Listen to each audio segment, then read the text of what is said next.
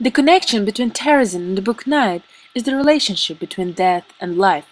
Conditions that cannot be imagined, not even a nightmare, are the part of the world's history in which women, men, and even children of our age had to suffer. For example, Jewish people that lived in terrorism. Daily they experienced unfairness and hunger. Some imprisonments in terrorism started to use art and poem as their relief from the pain.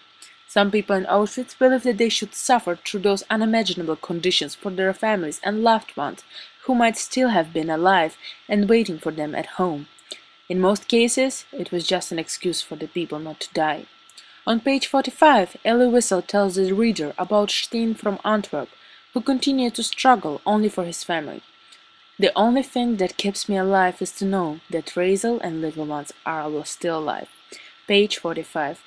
According to Elie, some victims of the God's unfairness believed that this suffering should end.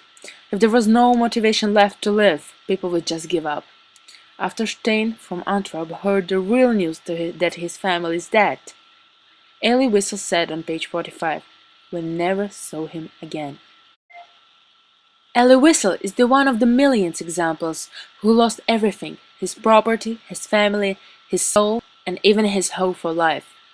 Only the sky, which sometimes had the color of the freedom, gave him hope to live.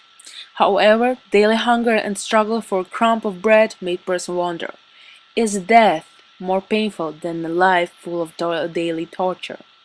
On page 86, Elie Wiesel said, "The idea of dying began to fascinate me. Living in these conditions, when every day you face the word death became attractive.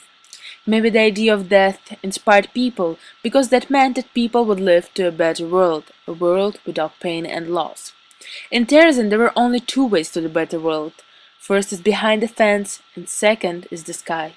However, the easiest way was to the sky.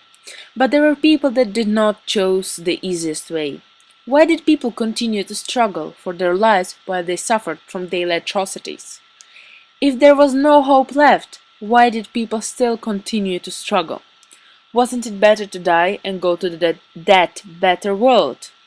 When Elie Wiesel lost his father, he said on page 99, "There is no longer any reason to live, any reason to fight." However, he still continued to fight for his right to live. The idea of death seemed to be the best solution for the prisoners of Auschwitz or terrorism. However, the fundament of human nature is to struggle. People are competitive.